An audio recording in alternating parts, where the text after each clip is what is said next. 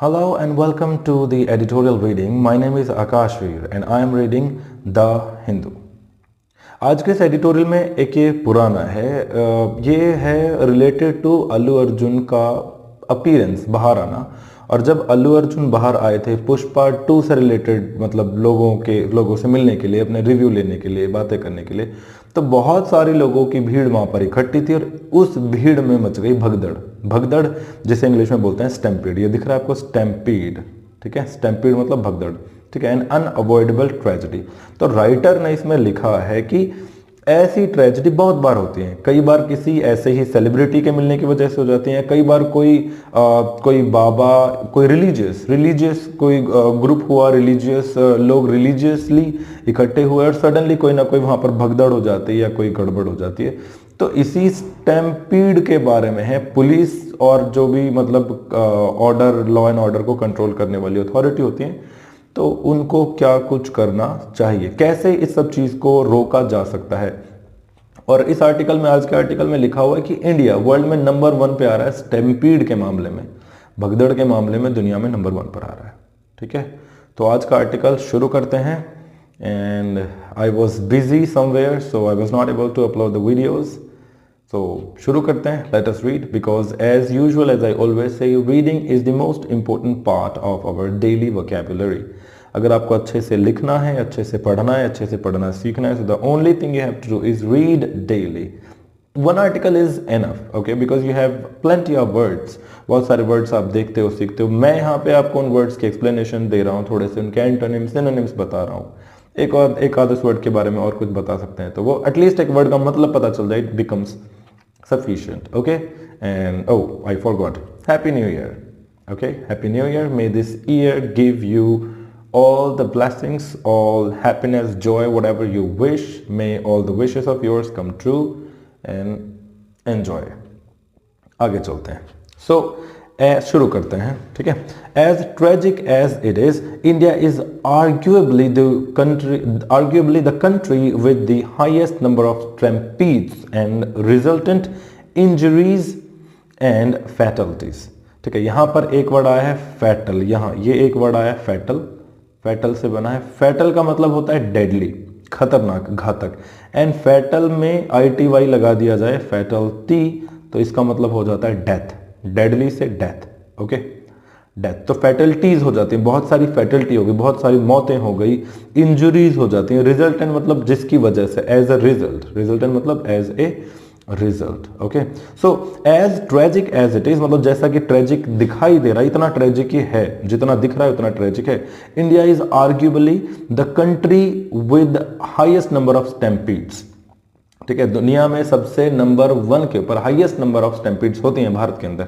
And उसके बाद से रिजल्टेंट इंजरीज हो जाती है। इंजरी मतलब नुकसान हो जाता है, चोट लग जाती है, हाथ पैर टूट जाते हैं किसी के, और फिर फैटल्टीज भी होती हैं। Fatal, death, deadly, fatal, deadly, okay. Data from the National Record Bureau revealed that between 1996 to 2022, 1996 से लेकर 2022 तक, देखो यहाँ पर एक चीज है, डेटा वर्ड आया है, और डेटा की वर्ब पता है कहाँ, यहाँ रिवील। डेटा सिंगुलर लग रहा है और यहाँ पर रिवील आना, जैसे ही होता है ना, ही के आगे ही गोज है ना, ही गोज लिखते हैं, एस या ES लगा देते हैं, तो यहाँ पर डेटा के साथ रिवील आया। पता है क्यों? क्योंकि डेटा का सिंगुलर वर्ड होता है डेटम। डेटम एक बात, एंड डेटा इसका प्लूरल है, तो डेटा प्लूरल है एंड डेटम सिंगुलर है, तो डेटा प्लूरल के लिए रिवील आ गया, okay. Datum, data, medium, media, stadium, Stadia, बड़ा सिंपल है ये तो। Data from national crime record से, नेशनल NCR जो है ब्यूरो, NCRB रिवील, ये डेटा रिवील करता है that between 1996 and 2022 India recorded 3935 stampede incidents. 3935, लगभग 4000 के आसपास घटनाएं हैं स्टैम्पीड की, resulting in more than 3000 deaths, जिसमें 3000 से ज्यादा है, 3000 से भी ज्यादा मौतें हुई हैं, डेथ्स हुई हैं। And these numbers show A chronic failure. Chronic मतलब होता है जो समय के साथ चल रहा है, क्रोनिकल है जो समय के साथ। क्रोनिक फेलियर मतलब बैक टू बैक फेलियर, पहले एक फेलियर हुआ, उसके बाद फिर दोबारा कोई कहीं कुछ हुआ, फिर दोबारा घटना घट गई। तो फेलियर बार बार हो रहे हैं, क्यों हो रहे हैं? फेलियर नहीं होने चाहिए। ठीक है, क्रोनिक फेलियर है in ensuring public safety during religious festivals. कोई भी धार्मिक हो गया, जैसे इसमें एक जिक्र दे रखा है शबरीमाला का, सबरीमाला टेम्पल जो केरला के अंदर वहां, या ऐसे बहुत बड़े कुंभ मेला हो गया, बहुत सारी दुनिया वहां रिलीजियस फेस्टिवल्स में या मेले वगैरह में, फेयर्स में इकट्ठी होती है, और उसमें कहीं ना कहीं कुछ गड़बड़ हो जाती है और उस वजह से फिर लाइट चली गई। ओके, आगे चलते हैं। तो फेलियर, रिलीजियस फेस्टिवल्स होते हैं, पॉलिटिकल रैलीज होती हैं, सेलिब्रिटी अपीयरेंस वगैरह होती हैं, फिर इन सब चीज़ों में बहुत सारी जो पब्लिक सेफ्टी की जो रिक्वायरमेंट होती है वो chronic failure, back to back वहां पर फेलियर आ रहे हैं। Religious gatherings account for significant proportion.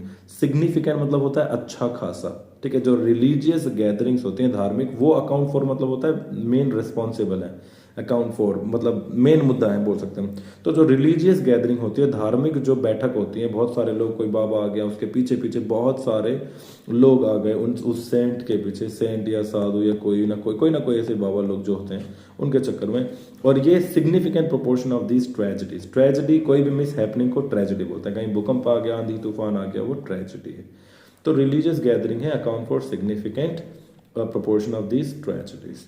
In 2011, in Sabrimala, 106 people died on a narrow pathway. एक छोटा सा पाथवे था, रास्ता था, उसमें 106 लोगों की मृत्यु हो गई सबरीमाला के अंदर, ठीक है।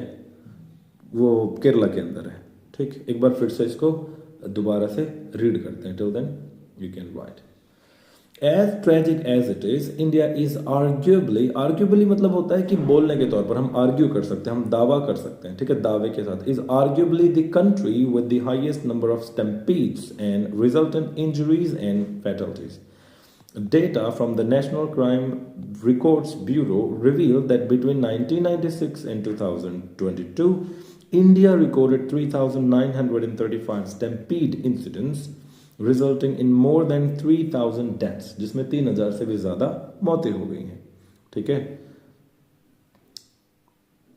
These numbers show A chronic failure in ensuring public safety during religious festivals, political rallies, celebrity appearances, and religious gatherings account for a significant proportion of these tragedies.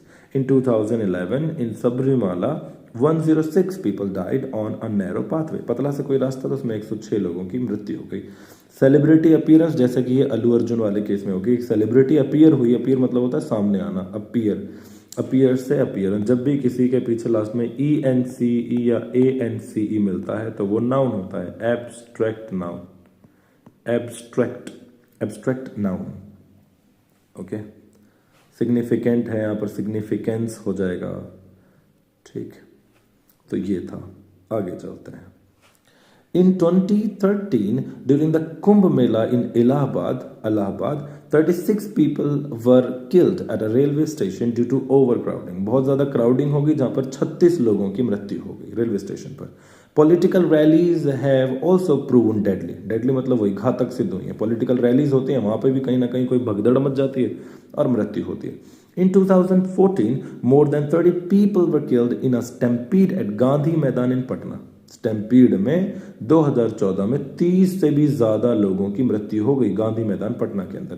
While stampede fatalities during celebrity appearance have been rare, हालांकि while मतलब वही हालांकि जो stampede फैटेलिटीज हैं वो celebrity appearance में कम है, ठीक है।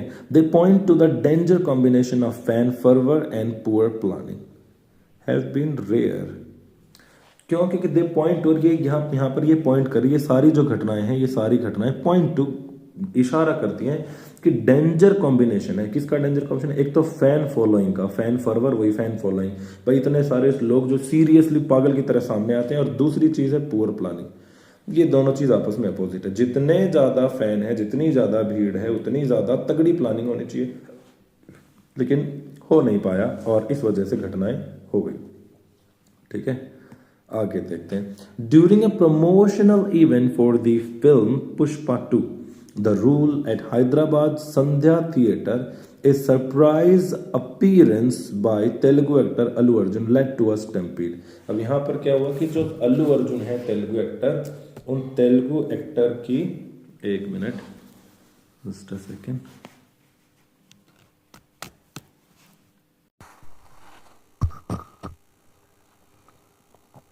ठीक है। So during a promotional event for film Pushpa 2 the rule, ये मूवी का नाम है Pushpa 2 the rule, at Hyderabad Sandhya theatre, Hyderabad में संध्या थिएटर में था। A surprise appearance by Allu Arjun, Telugu actor Allu Arjun, led to a stampede. Lead to का मतलब होता है कॉज करना, कारण बनना। लीड टू की सेकंड फॉर्म लीड, लेड। तो लीड टू, उनका आना स्टैम्पीड का कारण बन गया। A 35-year-old woman, Revati, lost her life, and her 8-year-old son, Sri Tej, is battling for survival. Battling for survival मतलब वही कि भाई मौत से ज़िंदगी से लड़ रहा है, मौत का सामना कर रहा है। ठीक है। और उसकी जो मदर थी रेवती, 35-year-old, वो मर चुकी हैं। उनका 8 साल का बेटा वो मौत से आमना सामना उसका हो रहा है। Allu Arjun, the film's production team and the director have collectively decided to donate ₹2 crore to Revati's family. हालांकि अल्लू अर्जुन ने और जो प्रोडक्शन कंपनी है पूरी जो टीम, उसने और डायरेक्टर ने कलेक्टिवली मतलब होता है साथ मिलकर, कलेक्टिवली मतलब साथ मिलकर डिसाइड किया है डोनेट करने का 2 करोड़ रुपए, ठीक है, रेवती की फैमिली को। इन दी आफ्टरमैथ, आफ्टरमैथ का मतलब होता है वही कोई भी रिजल्ट, कोई ऐसा परिणाम जो दुष्परिणाम है, उल्टा हो, किसी युद्ध के बाद जो भी परिणाम होता है, आफ्टर मैथ बोल दो उसको, ठीक है, जिसमें बहुत बड़ा नुकसान हो, क्राइसिस है, ठीक। तो इन दी आफ्टर मैथ, इस युद्ध में, इस लड़ाई में, इस स्टैम्पीड में, blame has been led on Hyderabad police, the actor and his production team. तो ब्लेम किसके ऊपर डाला गया? ब्लेम मतलब होता है दोष, ब्लेम मतलब हो गया दोष। तो दोष लगाया गया है, कहीं कोई हैदराबाद पुलिस को बोल रहा है, कोई एक्टर को बोल रहा है, कोई उनकी प्रोडक्शन टीम को बोल रहा है, ठीक है। तो अब ये राइटर जो हैं क्या बताना चाह रहे हैं देखते हैं। Question surrounding protocol, security arrangements and crowd control have yet to yield clear answer. Yield मतलब होता है लाना, प्रोड्यूस करना, लाना, ठीक है, लाना। तो जो क्वेश्चन है, question surrounding, related to, surrounding मतलब रिलेटेड टू, क्वेश्चन जो किसके इर्द गिर्द है? प्रोटोकॉल। प्रोटोकॉल मतलब होता है रूल, कोई भी रूल, जैसे कोई पुलिस का एक रूल हो गया, भाई आज कहीं किसी जगह कोई मंत्री आ रहा है, वहाँ का रूल ये हो गया है कि अभी सभी लोग हर चौराहे पर 4-4, 5-5 लोग होंगे, कहीं कोई भीड़ नहीं होगी, रोड खाली होगा। तो ये अपने आप में एक प्रोटोकॉल बन गया आज के लिए, एक पर्टिकुलर टाइम के लिए। तो रूल होता है, प्रोटोकॉल एक फॉर्मूला टाइप, एक रूल टाइप होता है। तो क्वेश्चन सराउंडिंग प्रोटोकॉल की क्या रूल रेगुलेशन होनी चाहिए थी, सिक्योरिटी अरेंजमेंट क्या होनी चाहिए थी, एंड क्राउड कंट्रोल, जो ये सारी चीज़ थी, have yet to yield clear answers. वो उसको अभी, येट टू का मतलब होता है अभी होना बाकी है, जैसे he is yet to come, अभी इसका आना बाकी है। तो have yet to yield clear answers, तो ये सारी चीज़ें जो क्वेश्चंस हैं इनके अभी आंसर देने बाकी हैं। Was the police force prepared for the size of the crowd? अब यहाँ से क्वेश्चन आते हैं। पहला क्वेश्चन कि क्या पुलिस फोर्स रेडी थी उस भीड़ के लिए? Was the police force prepared for the size of the crowd? Did the actor and his production team respond swiftly? Swiftly मतलब होता है फुर्ती से, तुरंत, at once, on the spot। क्या उन्होंने, एक्टर ने और उनकी टीम ने स्विफ्टली आंसर दिया? when they got news of the stampede, जब उनको स्टैम्पीड का आंसर मिला, जब उनको पता चला स्टैम्पीड की न्यूज़ के बारे में, क्या उन्होंने तुरंत एक्शन लिया, तुरंत रिस्पॉन्ड दिया, उन्होंने रिस्पॉन्स किया तुरंत। Revathi's death point to a recurring pattern of negligence, Revathi की जो मृत्यु है points to a recurring pattern. Recurring मतलब होता है बार बार होने वाला, बार बार होने वाला। तो रिकरिंग पैटर्न है कि बार बार कहीं ना कोई भीड़ इकट्ठी होती है किसी न किसी वजह से, किसी धर्म की वजह से, किसी रिलीजियस फेस्टिवल, मेला या कोई भी ऐसी इवेंट होता है, इसकी वजह से भीड़ इकट्ठी होती है कहीं ना कहीं, फिर कोई ना कोई भगदड़ मचती है और वहाँ पे कुछ 1-2-4 लोगों की मृत्यु होती है। बार बार यही हो रहा है। तो recurring pattern of negligence, mismanagement and इनएडिक्वेट। इनएडिक्वेट मतलब होता है वो जो सही तरीका नहीं है, जो सही नहीं है, रिक्वायर्ड नहीं है, जो ठीक नहीं है। तो इनएडिक्वेट प्लानिंग, पुअर प्लानिंग का और मिसमैनेजमेंट का और निग्लिजेंस का बार बार पैटर्न है ये जो रेवती की मृत्यु है, ये ऐसा बता रही है। India must prioritise crowd safety. India को सबसे पहले प्रायोरिटाइज करना मतलब होता है प्राथमिकता देना, प्रायोरिटाइज, प्राथमिकता देना। तो India must prioritise crowd safety with actionable measures. तो इंडिया को पहले क्राउड सेफ्टी और एक्शनेबल मेजर्स ऐसे जिनको एक्शन लिया जा सके, जिनका काम किया जा सके। मेजर्स का मतलब होता है सेफ्टी स्टेप्स कि ऐसे मेजर्स लो जो उठाए जा सके। बोल तो दिया ऐसा हो जाएगा वैसा हो जाएगा, लेकिन जब होता है तो कुछ और ही हो जाता है। It is important to consider spatial and thermal comfort when planning events and provide sufficient hydration facilities to prevent exhaustion. ठीक है, तो स्पेटियल थर्मल कंफर्ट का मतलब क्या है कि बीच में बहुत ज़्यादा मतलब भीड़ इस तरह से हो कि बिल्कुल एकदम भिच के टाइटली ऐसे खड़े ना हो कि वहाँ पर सांस लेने की जगह ही ना हो। ठीक है, और सफिशिएंट हाइड्रेशन का मतलब ही यही होता है कि एक तो वाटर से रिलेटेड होता है हाइड्रेशन। यहाँ पर हाइड्रेशन का मतलब है कि जगह बीच में इतनी बाकी हो कि एक जगह से दूसरी जगह पर मूवमेंट किया जा सके, मूवमेंट से रिलेटेड है ये। ठीक है, hydration facilities to prevent exhaustion, जिससे एग्जॉशन ना हो, लोग परेशान ना हो, एकदम भीड़ ना मचे, बहुत ज़्यादा एग्जॉस्ट ना हो जाए, थक ना जाए। अगर कोई गड़बड़ होती है तो आराम से लोग निकल जाएं। ठीक है, भगदड़ ना मचे, इससे रिलेटेड है ये। तो इसमें कुछ वर्ड थे, सराउंडिंग मतलब घिरे हुए, प्रोटोकॉल मतलब रूल, सिक्योरिटी मैनेजमेंट हो गया। येट टू का मतलब होता है होना बाकी है, he is yet to come, the result is yet to come. And swiftly मतलब होता है तुरंत, उसी समय होना। स्टैम्पिड मतलब भगदड़। रिकरिंग मतलब होता है कोई भी इवेंट, कोई भी चीज़ जो बार बार होती है। मिसमैनेजमेंट मतलब जो प्रबंधन है, जो मैनेजमेंट है उसका सही से ना होना, तो मिसमैनेजमेंट। नेग्लिजेंस मतलब होता है ओवरलुक करना, किसी की भी चीज़ को नज़रअंदाज करना। इनएडुकेट मतलब होता है जो सही ना हो। प्रायोरिटाइज मतलब प्राथमिकता देना, क्राउड सेफ्टी को पहले प्राथमिकता दो और एक्शनेबल मेजर्स के साथ दो। तो यही सब चीज़ इसमें बताई गई है। कंफर्ट होना चाहिए वहाँ पर अच्छे से, जगह स्पेशल मतलब ये जगह से रिलेटेड है कि गैप होना चाहिए बीच में, ठीक ठाक। आगे चलते हैं आखिरी के ऊपर। There should be multiple and clearly designated entry and exit points. क्या होना चाहिए? मल्टीपल, बहुत सारे, क्लियरली डेसिग्नेटेड, साफ दिखा भाई यहाँ से आप आ सकते हैं और जा सकते हैं। Capable of handling the projected crowd size, projected मतलब होता है बढ़ा हुआ, इंक्रीज्ड, प्रोजेक्टेड मतलब इंक्रीज। अगर अचानक से भीड़ बढ़ गई तो उस बढ़ती हुई भीड़ को हैंडल कर ले इतना बड़ा वहाँ पे जगह होनी चाहिए, गेट, दरवाज़ा, एंट्री एग्जिट होनी चाहिए। उसके बाद emergency preparedness including the deployment of medical aid, trained personnel. एक तो होता है भैया पर्सनल, ये PERSONAL, पर्सनल मतलब मेरा खुद का, किसी का खुद का, उसका व्यवहारिक, व्यक्तिगत बोल सकते हैं, व्यक्तिगत। और ये जो पर्सनल है, ये पर्सनल किसी भी ग्रुप से रिलेटेड, पर्सनल मतलब ग्रुप, आर्मी ग्रुप। ठीक है, आर्मी के 5-7 बंदे हो गए तो आर्मी पर्सनल हो गया, 5, 7, 10, 20 बंदे हो गए तो वो जो ग्रुप बन जाता है किसी भी चीज़ का, उसको पर्सनल बोलते हैं। तो ट्रेंड पर्सनल होने चाहिए, ट्रेन करे हुए होने चाहिए, जो मेडिकल से हो, मतलब किसी को कोई चोट लग कुछ हो तो तुरंत वो उसी समय बचा ले। कई बार क्या होता है, कुछ लोगों को मतलब वैसे ही खामखा वो मर जाते हैं, मतलब उनको चोट भी नहीं लगी, बस उनका दम घुटा, उनकी सांस रुक गई थोड़ी सी, शायद उनको बचाया जा सकता था, उनको बहुत ज़्यादा दवाई भी नहीं चाहिए थी, लेकिन वो बस वैसे ही मर गया। किसी को हार्ट अटैक आ, किसी को BP वगैरह हो गया, कुछ ऐसी चीज़ जो बहुत हाई लेवल की हो जाए और वो मृत्यु की वजह बन जाती है। तो इमरजेंसी प्रिपेयर्डनेस होनी चाहिए। क्या क्या होना चाहिए इमरजेंसी प्रिपेयर्डनेस में? डिप्लॉयमेंट ऑफ मेडिकल, डिप्लॉय करना मतलब होता है किसी को किसी जगह भेजना, किसी भी काम के बंदे को। जैसे कश्मीर में अगर आर्मी के कुछ 15, 20 या 200 बंदों या 400 बंदों की टीम की ज़रूरत है, तो दिल्ली से 400 लोग या 2000 लोग कश्मीर में आर्मी के क्या किए जाएंगे? डिप्लॉय किए जाएंगे। डिप्लॉय मतलब वहाँ भेजे जाएंगे, वहाँ पर तैनात किए जाएंगे। तो डिप्लॉय करना, तैनात करना भी बोल सकते हो। तो उसमें डिप्लॉयमेंट होगी किसकी? मेडिकल एड की, ट्रेन पर्सनल। लेकिन effective chaos management protocol, protocol मतलब रूल, केओस मतलब होती है गड़बड़, भगदड़ हो गई, गड़बड़ हो गई, है ना, भसड़ हो गई जिसको हम बोलते हैं दिल्ली वाली भाषा में।